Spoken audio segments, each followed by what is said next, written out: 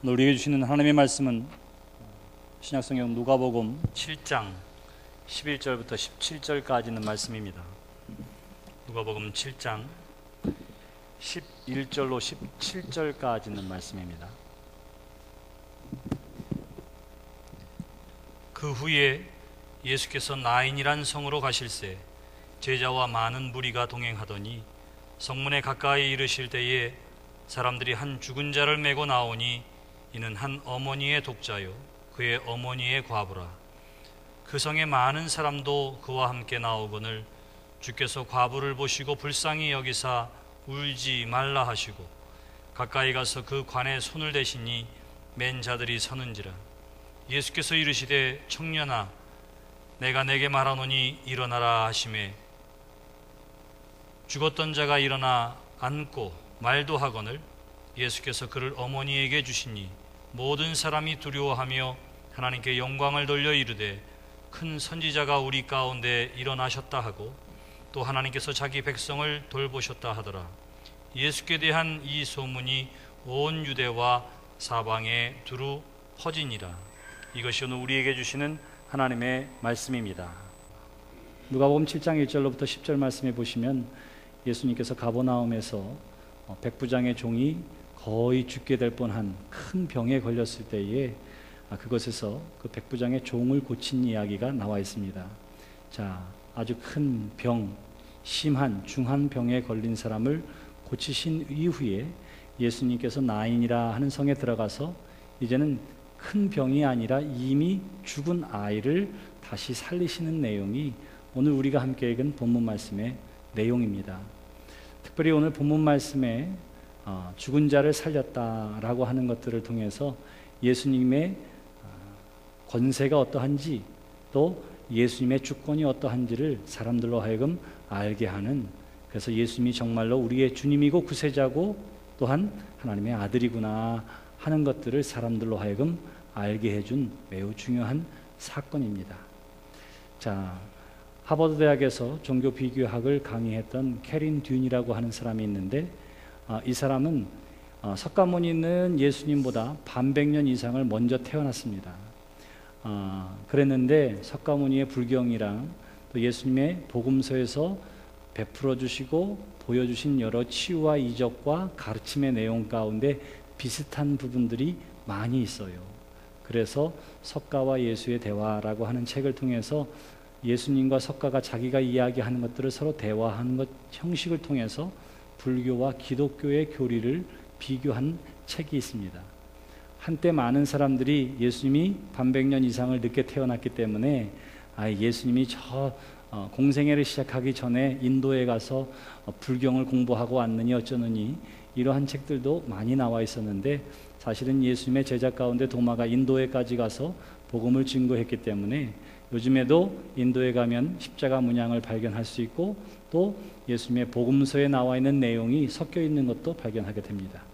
근데 그 책에서 아주 중요하게 다뤘던 것 가운데 하나가 오늘 우리가 함께 읽은 나인성에서 한 과부의 아들을 살린 이야기를 다뤄서 뭐라고 하느냐 하면 석가가 예수를 나무라는 거예요. 왜 나무라느냐 하면 이렇게 나무랍니다.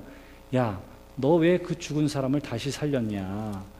어차피 인생은 또 죽게 될 텐데 왜 그 어머니에게 죽음에 대해서 또 슬픔을 맛보게 하느냐? 죽음은 우리 모두에게 경험되어져야 할 그러한 진리라고 하는 사실을 너는 가르쳤어야 한다. 이렇게 이야기하면서 비슷한 내용이 불경에는 어떻게 나와 있느냐 하면 똑같이 한 과부가 아들이 죽어서 석가모니에게 와요. 그리고는 아들을 살려달라고 간절히 눈물 흘립니다. 그때 석가모니가 이렇게 이야기해요. 그래, 내가 내 아들을 살려주마.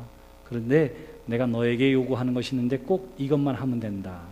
네가 온 동네를 다 다니면서 그 집안 가운데에 죽음을 경험해 본 적이 없는 집안에 숟가락 하나만 가져와라. 그러면 내가 내 죽은 아들을 살려주겠다. 그래요. 그랬더니 이 과부가 너무 기뻐가지고 막 뛰어가는 거예요. 이 집에 가서 물어보니까 여기는 증조 할아버지가 돌아가셨고, 저 집에 가서 보니까 여기는 남편이 죽었고, 저 집에 가서 보니까 여기는 아들이 죽은 데가 있고, 여기 가보니까 형제가 죽었고, 저기 가니까 전쟁터에 나간 아버지가 죽은 사람이 있고, 온 동네 사방 마을을 다 다니고 집집마다 다 다녔는데 보니까 세상에 죽음을 경험해 보지 않은 집은 단 한 집도 없는 거예요. 그 걸어다니고 만나는 과정을 통해서 이 과부가 깨달은 것이 있습니다. 그게 뭐냐 하면 죽음이라고 하는 것은 피해갈 수가 없는 것이구나 하는 것들을 깨달아 알아왔습니다. 그리고는 석가모니에게 자기가 깨달은 사실을 이야기하고는 집으로 돌아갔다. 이런 내용이 나와요. 자, 이러한 것들을 바탕으로 뭐 하냐면 예수님에게 너 죽음이라고 하는 것은 피할 수 없는 인생에 거쳐가야 할 것이라고 하는 것을 그 여인에게 알려줘야지. 네가 살린 그 아들 나중에는 또 죽게 될 터인데 왜 죽음의 고통을 2번이나 맛보게 하느냐. 그렇게 이야기함을 통해서 불교와 기독교의 교리를 설명합니다. 여러분, 스님이 와서 여러분들에게 성경책을 읽는데 그렇게 얘기하면 뭐라고 그러겠어요? 뭐라고? 우리가 기억해야 할 것이 있는데 예수님께서 질병을 고치시거나 혹은 죽은 자를 살리시거나 오병이어로 5,000명을 먹이시거나 하는 이 모든 일들은 그 분명한 목적이 있습니다. 그게 뭐냐 하면 하나님의 권세와 주권을 사람들에게 알게 하는 데에 그 목적이 있는 거예요. 병을 낫게 하고 혹은 죽은 자를 살리는 것을 통해서 하나님의 권세를 우리에게 알게 하는 데에 있습니다. 그래서 하나님은 창조주 하나님이요 우리의 생사화복을 주관하시는 하나님이요 하나님만이 우리의 구원자가 될 수 있다고 하는 사실을 우리로 하여금 믿게 하시려고 알게 하시려고 하나님께서 이와 같은 일들을 우리 가운데 행하여 주시는 줄 믿습니다. 그러니까 여러분들이 병에 걸렸어요. 모든 사람들이 병드는데 그럴 수도 있지. 여러분 이렇게 깨닫는 게 중요할까요? 아니면 하나님 이 병으로부터 이길 수 있는 힘을 주세요. 이 병으로부터 치유함을 얻게 해주세요. 그래서 모든 사람들이 염려하고 근심할 때에 하나님께서 치유해 주셨다고 사람들에게 증거함을 통해서 하나님의 영광을 드러나게 해 주세요. 여러분 이렇게 기도하는 것은 지극히 당연하다고 하는 사실을 꼭 기억하는 여러분들이 되시기를 바랍니다. 오늘 성경 말씀이 우리에게 그것을 가르쳐주고 있습니다. 예수님과 함께 오늘 11절에 보시면 예수님이 앞에 가시고 그 옆에 먼저 부름받은 제자들이 따르고 있고 그리고 수없이 많은 무리가 예수님을 따라서 행진하고 있었습니다. 이 사람들은 어떤 사람이냐 하면 이미 가버나움에서 백부장의 종이 살아나는 것을 경험했어요. 예수님이 어떠한 은혜와 능력을 가지고 있는지를 본 사람들입니다. 그러니까 이 사람들의 행렬은 어떠했느냐 하면 터벅터벅 걷는 것이 아니라 기쁨의 행렬이었습니다. 행복한 발걸음이었습니다. 왜? 예수님과 함께 하고 있었기 때문에. 자, 그래서 이 행렬의 중심이 되는 것은 누구였느냐 하면 예수님이었어요. 예수님이 중심이 되고 주변에 제자들이 따르고 많은 무리가 예수님을 따라서 길을 가고 있었던 것입니다. 나인이라고 하는 성을 지날 때에 저 반대편에서 또 하나의 큰 무리가 오고 있는 것을 보았습니다. 성경에는 뭐라고 이야기하느냐 하면 한 과부가 있었다 그렇게 이야기해요. 그에게 아들이 몇 명 있었다고 하지요? 성경 말씀에 하나밖에 없는 아들, 남편 없이 하나밖에 없는 아들에 의존해서 살 수밖에 없는 여인이 있었는데 그 하나밖에 없는 독자가 죽었다. 성경은 그렇게 이야기합니다. 온 동네 사람들도 슬퍼했어요. 온 동네 사람들도 마음 아파했습니다. 그래서 나인이라고 하는 성에 있는 사람들도 다 그의 죽음을 슬퍼해서 이 청년의 시체를 들것에 메고 그리고 장사를 지내기 위해서 오고 있는 거예요. 자, 예수님의 행렬에서 중요한 사람은 누구냐면 예수님이었습니다. 생명을 주관하고 삶을 주관하시는 예수님. 반대편에 오신 사람은 누구예요? 죽은 청년이에요. 죽은 청년, 그리고 그 아들을 잃은 과부 어머니, 그리고 함께 슬퍼하는 온 동네 사람들. 두 무리가 길에서 마주치게 된 거예요. 마주치게 된 거예요. 자, 근데 오늘 성경은 뭐라고 얘기하느냐 하면 예수님께서 주목하십니다. 13절 말씀 보시면 주께서 과부를 보시고 그렇게 이야기해요. 저기에서 오는 것은 뭐냐 하면 시체를 메고 그리고 옆에는 어머니가 슬퍼하면서 울고 그리고 그 뒤에 많은 사람들이 따르고 있습니다. 근데 예수님께서 주목하신 것이 있어요. 첫 번째 본 것이 있었습니다. 그것이 누구냐 하면 바로 과부였다. 성경은 그렇게 이야기하고 있는 거예요. 예수님께서 관심 있는 사람들이 있습니다. 가난한 사람들, 우는 사람들이에요. 여기서 운다고 하는 것은 자신의 연약함 때문에 울고, 자신의 환경 때문에 울고, 자신의 죄 때문에 우는 사람들, 그 어느 곳에서도 의지할 수 없는, 힘을 얻을 수 없는 사람들, 바로 그러한 사람들을 주님께서 주목하시는 줄 믿습니다. 저와 여러분들도 마찬가지예요. 주님이 주목하는 사람이 있어요. 나는 모든 것을 다 할 수 있습니다, 이런 사람이 아니라 주님, 나의 부족함을 아시지요? 나의 연약함을 아시지요? 나는 주님 없으면 어떻게 할 수 없는 부족한 사람입니다. 하나님, 나의 죄를 아시지요? 내 마음의 생각을 아시지요? 바로 그러한 사람을 하나님께서 주목하시는 줄 믿습니다. 사도 바울이 얼마나 말씀에 뛰어난 사람이에요. 사도 바울이 얼마나 능력이 많은 사람입니까? 그랬는데도 예수님이, 하나님이 늘 이 사도 바울을 주목하십니다. 능력도 있고 말씀에 대한 깊이도 있는데 뭐 하나 부족할 것 없는 것 같은데 왜 하나님이 그를 주목하셨을까 보면은 바울의 기도의 내용을 보면 알아요.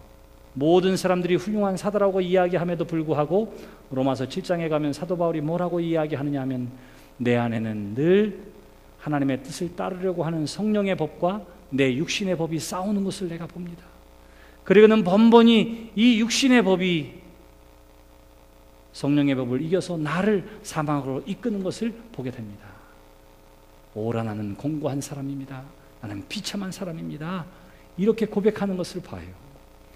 하나님의 사람이고 전도자였음에도 불구하고 하나님 앞에 뭐라고 얘기하냐면, 나는 비천한 사람입니다. 별 볼 일 없는 사람입니다. 자기 자신에 대한 통찰력을 가지고 늘 부족하다고, 늘 연약하다고 눈물 흘리며 고백하기에 하나님께서 그를 주목하시고 그에게 힘과 능력과 권세를 베풀어 주신 줄 믿습니다. 저와 여러분들에게도 그런 고백이 있어지게 되기를 주님의 이름으로 축원합니다. 나는 하나님 부족해요. 나는 늘 연약합니다. 주님, 나를 도와주셔야 합니다. 그 고백이에요. 바로 그러한 사람들, 그래서 그것 때문에 눈물 흘리고 연약해하는 사람을 주님이 보십니다. 오늘 성경에서도 그 지나가는 많은 사람들 가운데 주께서 과부를 보셨다, 그렇게 이야기하는 거예요. 남편이 없습니다. 하나밖에 없는 아들이 죽었습니다. 그래서 눈물 흘리는 그 과부를 주님께서 주목하셨다. 그리고는 불쌍히 여기셨다. 성경은 그렇게 이야기합니다. 자, 보셨는데 너무 불쌍해요. 주님의 마음이 벌써 어디로 가 있어요? 그 여인에게 가 있는 거예요. 그래서 말씀하십니다. 뭐라고 말씀하세요? 울지 말라 그래요. 자, 예수님은 왜 우는지를 알았어요. 그러니까 아들을 벌떡 살려주면 되는데 그 전에 예수님께서 말씀하세요. 울지 말아라. 뭐를 살피시냐 하면 그 과부의 마음을 어루만져 주시고 그 과부의 마음을 살피시는 줄 믿습니다. 여러분, 하나님이 우리에게 기적과 이자를 베풀 때도 마찬가지예요. 하나님이 어디부터 어루만져 주시느냐 하면 머리가 아니라 어디예요? 우리의 가슴을, 우리의 마음을, 상한 심령을 어루만져 주시는 줄 믿습니다. 울지 말아라. 그리고는 왜 울지 말아야 할지를 친히 보여주세요. 그래서 보시면 가까이 가서 그 관에 손을 대시니 맨 자들이 서는지라. 예수께서 이르시되 청년아, 내가 내게 말하노니 일어나라. 그렇게 이야기하는 거예요. 자, 예수님께서 일생 동안에 죽은 자를 살리신 내용이 복음서에 3번 나와 있습니다. 하나는 야이로의 딸을 살릴 때였어요. 달리다금 일어나라, 소녀야 일어나라. 그 말을 통해서 어떻게 하느냐면 죽은 야이로의 딸을 살리셨습니다. 두 번째는 누구예요? 마리아와 마르다의 오라버니인 나사로를 살릴 때인데 그는 이미 장사 지냈어요. 그래서 그 무덤 앞에서 예수님께서 말씀하십니다. 나사로야 나오라. 나사로를 부르세요. 그리고 오늘 본문 말씀은 어떻게 합니까? 관에 누운 그 청년을 향해서 청년아, 내가 내게 말하노니 일어나라 말씀하세요. 죽은 자와 대화하시고 죽은 자에게 명령하십니다. 자, 죽은 자를 살린 이야기가 많이 나와요. 엘리사도 엘리야도 죽은 자를 살린 적이 있습니다. 가장 근본적인 차이는 어디에 있어요? 수많은 예언자들과 선지자들이 죽은 자를 살릴 때에는 주여 하늘의 하나님이시여 저를 불쌍히 여기셔서 저를 살려 주시옵소서. 모든 예언자들과 선지자들은 하나님 앞에 기도함을 통해서 죽은 자를 살리셨는데 예수님은 어떻게 했다고요? 죽은 자와 대화하시고 명령하십니다. 일어나라, 나와라. 뭐예요 그 얘기가? 생명을 주관하시는 권세가 누구에게 있습니까? 예수님 자신에게 있기 때문에 예수님이 하나님 도와주세요라고 하지 아니하고 그 생명을 주관하는 권세로 친히 명령하고 말씀해 주신 줄 믿습니다. 예수님께서 말씀하시는 거예요. 일어나라, 일어나라. 그랬더니 성경은 뭐라고 이야기합니까? 죽었던 자가 일어나 앉고, 그렇게 이야기해요. 죽었던 자가 일어나 앉았습니다. 말도 하였습니다. 그래서 어떻게 하면 예수님께서 이 아들을 과부에게, 그의 어머니에게 주셨다. 성경은 그렇게 이야기를 하고 있는 거예요. 자, 보세요. 죽음의 행렬이 예수님을 만났습니다. 그랬더니 생명을 얻게 되었어요. 슬픔의 행진이 예수님을 만났습니다. 그랬더니 생명 살아나는 일들로 인하여 기쁨을 경험하게 되었습니다. 예수님께서 죽은 자를 살리심을 통해서, 일어나라고 하는 말씀을 통해서, 그의 영혼과 육신을 살리심을 통해서 예수님이 생명을 주관하시는 구원자요 하나님의 권세를 가지신 하나님의 아들이라고 하는 사실을 분명하고도 똑똑하게 세상에 드러내 보여주신 줄 믿습니다. 성경은 뭐라고 이야기하느냐 하면 바로 이 소문이 온 동리에 퍼져나가게 됐다, 그렇게 이야기합니다. 소문이라고 하는 말의 헬라어 말이 그 어원이 로고스, 말씀이라고 하는 것에서 같이 나왔어요. 그래서 그 소문이 퍼져나갔다라고 하는 것은 예수 그리스도에 관한 지혜와 지식과 정보가 사람들에게 전하여지게 되었다. 성경은 그렇게 이야기를 하고 있는 것입니다. 사랑하는 성도 여러분, 죽음이라고 하는 것은 모든 것의 끝과 절망을 이야기합니다. 그런데 누구를 만났더니, 예수님을 만났더니 생명을 얻게 되어지고 기쁨의 좋은 소식을 얻게 되어진 줄 믿습니다. 예수님께서 굳이 이 말씀을 이 성경에 심어놓은 이유가 도대체 무엇일까요? 사랑하는 성도 여러분, 우리의 삶 가운데에도 어쩌면 죽음과도 같은 절망의 소식을 들을 때가 있을지도 몰라요. 어쩌면 눈물 흘릴 수밖에 없는 안타까운 상황과 형편에 처했을 수도 있을 것입니다. 그런데 그러한 때 기억하세요. 주님이 우리를 비로소 주목하시는 줄 믿습니다. 내가 내 힘으로 다 할 수 있다고 할 때에는 주님이 그래 한번 해봐라 그래요. 근데 그것에서 실패하고 좌절하고 야, 인생 내 뜻대로 할 수 있는 게 아니구나, 눈물 흘리며 슬퍼할 때에 긍휼히 여기는 주님이 우리를 주목하시고 우리에게 말씀하십니다. 일어나라. 절망 가운데 빠져있지 말고 일어나라. 그 말씀을 듣고 그 자리에서 일어날 때에 생명 살아나는 역사가 우리 가운데에 나타나게 되어지는 줄 믿습니다. 오늘 성경은 분명히 말씀하세요. 주님이 우리를 보신다. 주님이 우리를 돌보신다. 우리의 형편과 처지를 아시고 주님의 권세를 우리를 통해서 드러내 보여주실 줄 믿습니다. 바로 그러한 때에 슬픔은 변하여 기쁨이 될 것이요 죽음의 권세는 물러나 생명을 얻는 귀한 역사가 우리 가운데 나타나게 되어질 줄 믿습니다. 그러므로 사랑하는 성도 여러분, 주님을 만나는 여러분들이 되시기를 주님의 이름으로 축원합니다. 힘든 일, 어려운 일, 속상한 일 만났을 때에 그것을 주님 앞으로 가져 나오시기를 바랍니다. 주님이 여러분들을 긍휼히 여기시고 그 문제를 해결해 주셔서 하나님의 능력과 권세를 우리에게 보여주실 거예요. 하나님이 우리로 하여금 그 권세를 보여주고 나타낼 수 있도록 하나님이 우리에게 분명한 말씀을 주실 것입니다. 나는 그런 음성을 들은 적이 없어요, 이렇게 생각하는 사람들도 있어요. 하나님이 우리에게 말씀하시는 것, 하나님이 우리에게 보여주시는 것을 계시라고 이야기하는데, 때로는 계시가 꿈을 통해서, 분명한 하나님의 말씀의 규절을 통해서, 혹은 내 마음의 감동과 감화를 통해서 사실은 끊임없이 하나님이 우리에게 말씀해 주세요. 예를 들면 어느 날 일찍 잠에서 일어났는데 아우, 시간이 이것밖에 안 됐네, 더 자야지, 이래야 정상인데 어느 날은 갑자기 이런 생각이 듭니다. 나도 새벽기도 좀 가볼까? 이런 마음이에요. 자, 이것은 하나님이 우리를 부르시는 하나님의 음성입니다. 나도 예배를 한번 가볼까? 나도 여기 한번 참여해볼까? 하는 것도 역시 하나님이 우리를 부르시는 음성 가운데의 하나입니다. 늘 똑같은 찬양이에요. 내가 어렸을 때부터 불렀던 찬양이에요. 근데 어느 날은 그 찬양이 꼭 나를 들으라고 나에게 이야기하는 것 같고 내 이야기가 하는 것 같아요. 바로 그럴 때도 뭐예요? 그것이 나에게 주시는 하나님의 음성입니다. 너무나 잘 아는 하나님의 말씀이에요. 그런데도 그것이 어느 날 내 마음같이 새겨지는 때가 있어요. 제가 성경 공부를 하면서 이야기하면서 여러분 제일 좋아하는 성경 구절을 하나씩 이야기해 보세요. 그랬더니 모태신앙인 한 권사님이 이렇게 이야기해요. 요한복음 3장 16절. 하나님이 세상을 이처럼 사랑하사.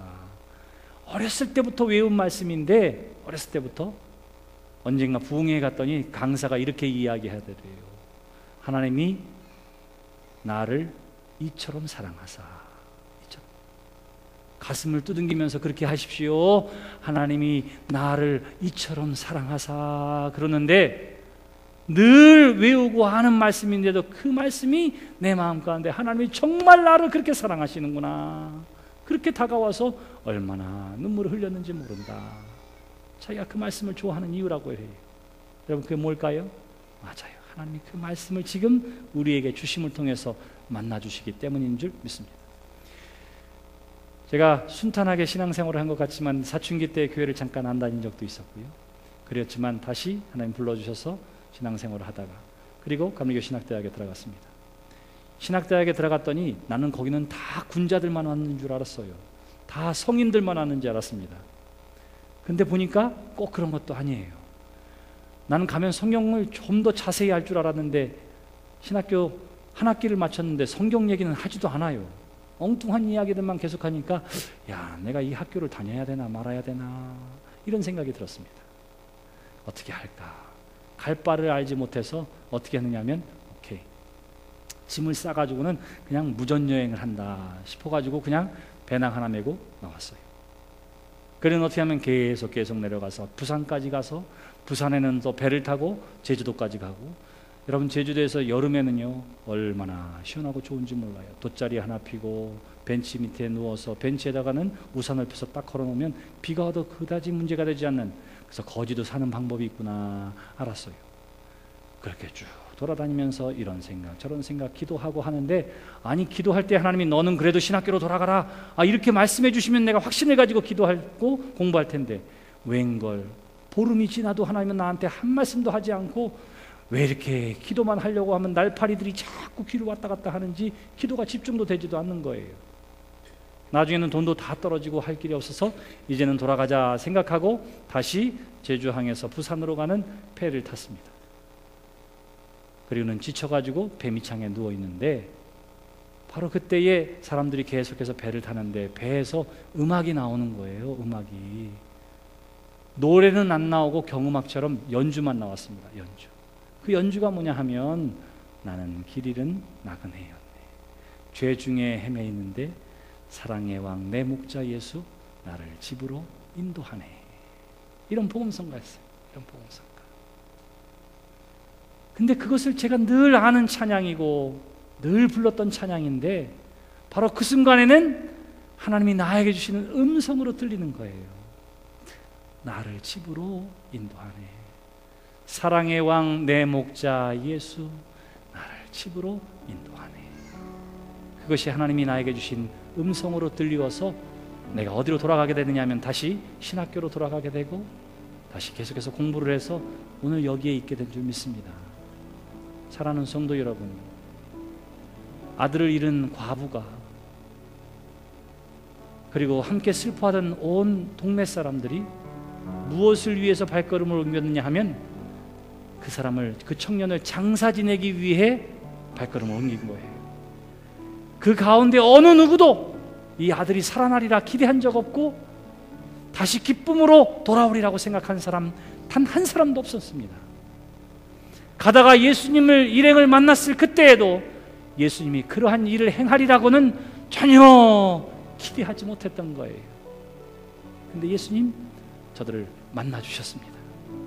그리고는 긍휼히 여기는 마음을 가지고 일어나라 말씀하시고 하나님의 은혜와 능력으로 죽은 자가 살아나 저들의 삶을 통해서 하나님의 은혜와 능력과 권능을 증거하게 된 줄 믿습니다. 사랑하는 성도 여러분, 우리 모두가 다 나도 그런 하나님의 은혜와 능력을 경험하기를 원합니다. 그래서 나의 삶을 통해서 증거하기를 원합니다. 나의 되어지는 이 일을 통해서 예수님에 대한 소문이 번져나가기를 원합니다. 소망을 갖게 되기를 주님의 이름으로 축원합니다.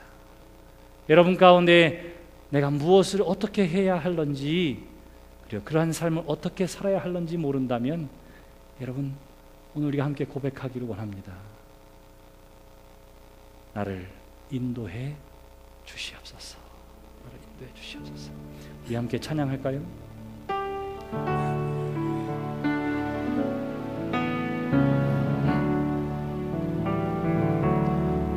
나는 길 잃은 나그네였네.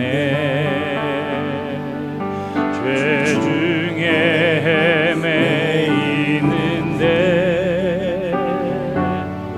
사랑의 왕 내 목자 예수,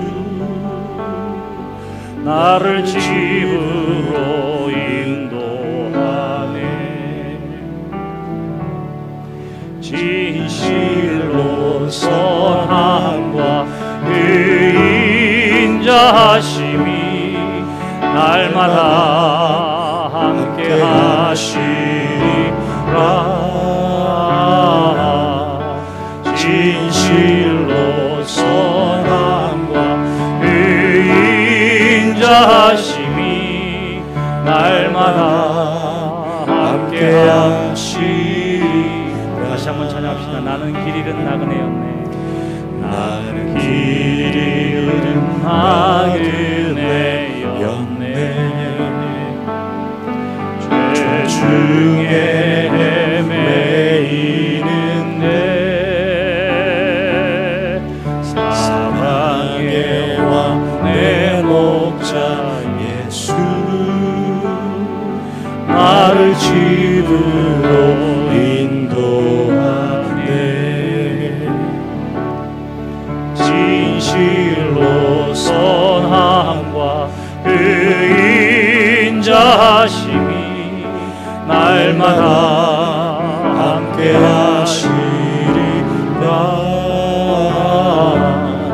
진실로 선함과 의인자심이 날마다 함께 하시리라. 영원토록 주 안에 내가 거하리라. 영원토록 주 안에 나 함께 살리라. 진실로 선함과 의인자심이 날마다 함께 하시리라. 날마다 함께 하시리라. 날마다 함께 하시리라.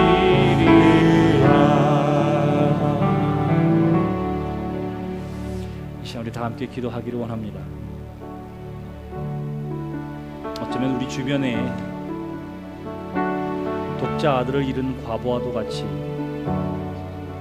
어려움 가운데 있는 이웃, 형제나 자매, 직장의 동료가 있다면 하나님 주님 만나게 해주세요. 하나님의 은혜와 능력을 경험하게 해주세요. 슬픔이 변하여 기쁨이 되어지는 은혜와 은총을 베풀어 주세요. 우리가 기도하려고 할 때에 슬퍼할 수밖에 없고 아파하고 눈물 흘리는 우리의 이웃과 또한 주변의 성도와 여러분들이 알고 있는 그 누군가의 모습이나 이름을 하나님께서 떠오르게 해주실 줄 믿습니다. 이 시간 그 사람들을 위해서 하나님의 은혜와 능력이 경험되어지는 은총을 베풀어 주시옵소서.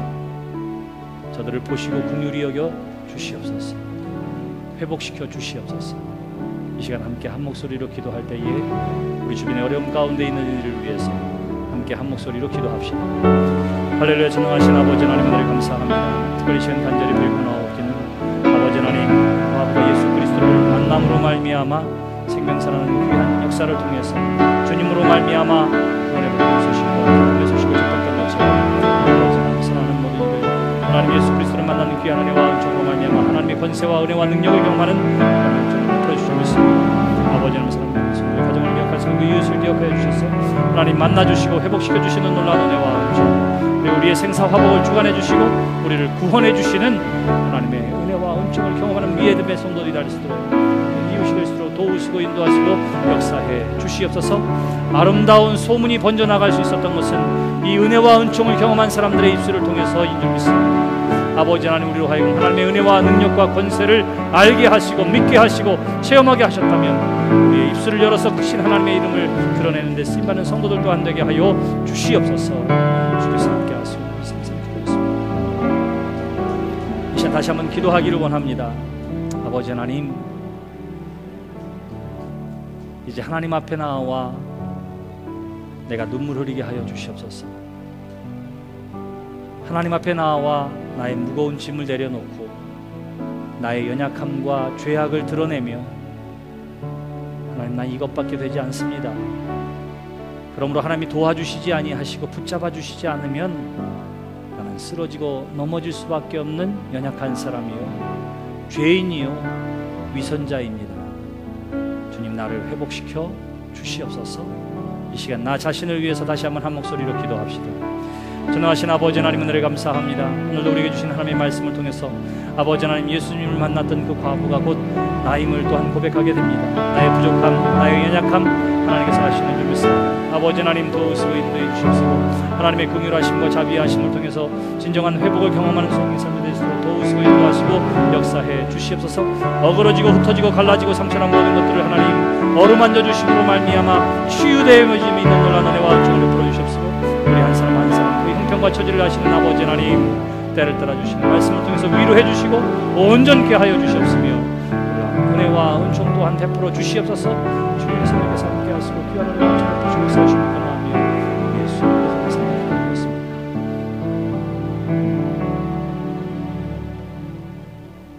주님이 주시는 기쁨, 주님이 주시는 생명은 세상의 그 어떠한 권세와 죽음조차도 물러나게 해 주시는 줄 믿습니다. 우리의 삶에 주님 찾아와 주셔서 하나님, 다시금 하나님이 주시는 기쁨, 은혜와 평강이 넘쳐나는 성도들이 되게 해 주시옵소서. 죽은 자를 장사 지내는 것처럼 절망과 어둠 가운데 터벅터벅 걸었던 우리의 인생길에 주님 만나 주시고 주와 같이 길 가는 것 즐거운 일 아닌가. 주님과 더불어 기뻐 뛰며 행진하는 구원받은 하나님의 백성들 되게 해 주시옵소서. 주님에 대한 아름다운 소식이 하나님의 은혜와 능력을 경험했던 사람들의 입술을 통해서 온 동리에 소문날 수 있었던 것처럼 하나님을 만나고 은혜와 능력을 경험했던 오늘 이 자리에 모인 모든 성도들로 하여금 아름다운 행실과 입술의 증언을 통해서 생명 되신 예수 그리스도의 복음을 이 지역에 널리 전하는 데 쓰임받는 그리스도의 증인이요 하나님의 자녀들 되게 해 주시옵소서. 예수님의 이름으로 기도드렸습니다.